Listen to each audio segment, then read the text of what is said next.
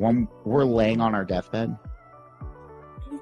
you're not going to worry about how much money you had, how much power you had, how much prestige. You're going to see that that was all game, that that was all an illusion. The only thing that's going to matter is the impact you had on other people's lives. Success is incredibly important, but even more important than success, it's having an impact. It's knowing you haven't walked the planet in vain.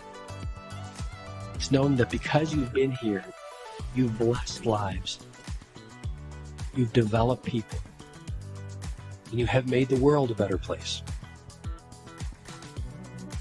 The effect you have on others is the most valuable currency there is.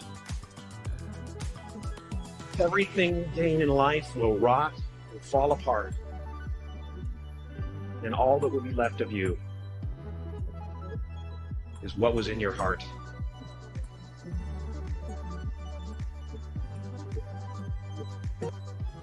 We are all on a separate journey. But the beautiful thing about our life here on this earth is at my funeral, they ain't gonna talk about my success. They're gonna talk about who Nick was, and how Nick lived, and how Nick loved and encouraged. I was really, really fortunate that very early on I started to experiment with what mattered to me.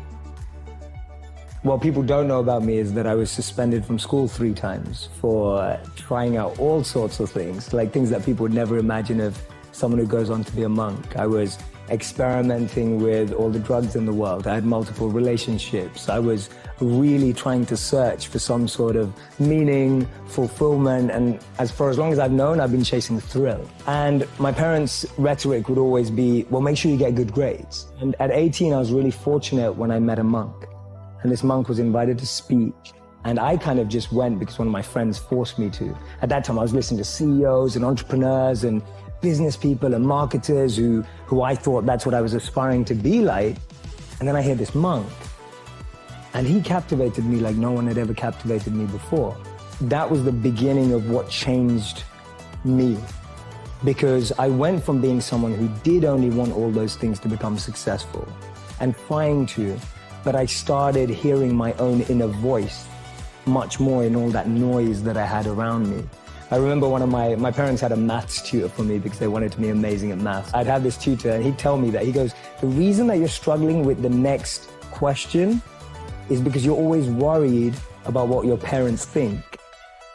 And that really stayed in my head. I was just like, wow, so as long as I'm trapped by what my parents think, I can actually never find the answers to the real questions of life. And it was kind of like this collation of little things that just made me think, wait a minute, having money, having fame, that just doesn't seem to add up. And then meeting the monk kind of made that shift possible. And as I said, he was completely captivating. And then I found out that he'd given up jobs in Google and Microsoft to be a monk. And I thought to myself, who does that? You know, he's given up everything that I'm chasing and that all my friends are chasing, but he seems happier than anyone I've ever met before. And he spoke about this incredible principle where he said that we should plant trees under whose shade we do not plan to sit. And he was speaking about this principle of selfless sacrifice. When he said the words selfless sacrifice, for the first time in my life, I felt a thrill about something that I'd never felt before. I thought, wow, giving up everything you have for the service of others sounds like the best thing you could possibly do. And I don't know why I had that thought, because I wasn't a spiritual kid growing up. I wasn't a religious kid growing up. I wasn't even a good kid growing up. I've always had friends who are older than me. And I could see a lot of them in the most successful careers, successful jobs, beautiful partners, whatever it was. But I saw a sense of lack of fulfillment, meaning, and purpose in their lives. And I've always been an observer, and I would see these people who are like 5 years older than me, 7 years older than me, maybe 10 years older than me. And I'd be watching them and go, is that the life I want? And often the advice I give to people today is fast forward where you are, look at yourself in 10, 15, 20 years time, and ask yourself the question, is that where I want to be? If you're in a company, look at the person who's 20 years ahead of you and ask yourself, is that where I want to be? If you're in a startup, look at where other startups have got to in similar roles and go, Is that where I want to be? And if the answer is no, then you need to find a new path. And for me, the answer at that time from observing was no. The path that my parents or society or the university I went to or the community I had that was carving out for me, it didn't feel like the path for me. So I was almost seeking an alternative or a new path. I was just so fortunate that it happened to be an uplifting, powerful path as opposed to something that could have actually taken me down the wrong road, because that could have been possible too. See, we live in echo chambers. We're just surrounded by the same thinking. So for me, the first step is just opening yourself up to new experiences and new role models. Because most of us can't see ourselves in people, so then we try and fit ourselves into the boxes that we do see.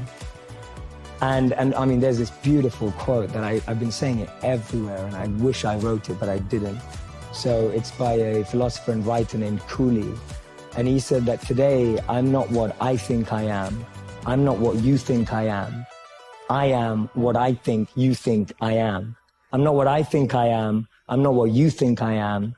I am what I think you think I am. So we live in this perception of a perception of ourselves. Hence, my identity is made by what my parents think I should be. My identity is made up by what my college or university thinks I should achieve. While you're living in that bubble and that echo chamber, getting to what you really want to do is impossible, because maybe that just doesn't fit. And I think so many people feel that way today, that they don't fit into the current education system. They don't fit with the 3 or 4 or 5 careers that you're taught exist. So that process of self-excavation and actualization first requires being exposed. You can't be what you can't see. If I never saw a monk, I would never have wanted to be a monk. If I never meet a billionaire, I wouldn't want to be one, because I wouldn't know what that feels like. I don't know what it looks like. I don't know what it takes. And I think that's the biggest challenge of our society, that we're not exposed. So that's the first step, being exposed to unique experiences and role models. Second step is finding that experience or role model that you're passionate about, and exactly like you said, taking it seriously.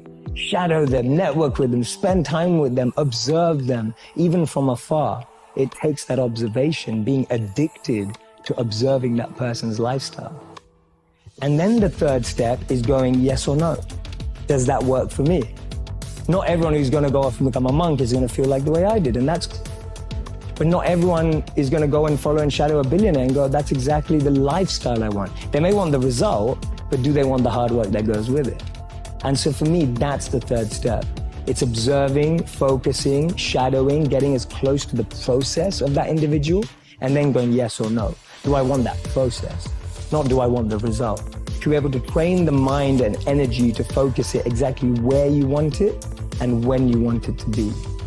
You are completely detached and undeterred from external ups and downs. You're able to navigate anything that seems tough, challenging, fun, excitement, with the same amount of being equipoised and balanced in equanimity, without being too excited in pleasure or being too depressed in pain.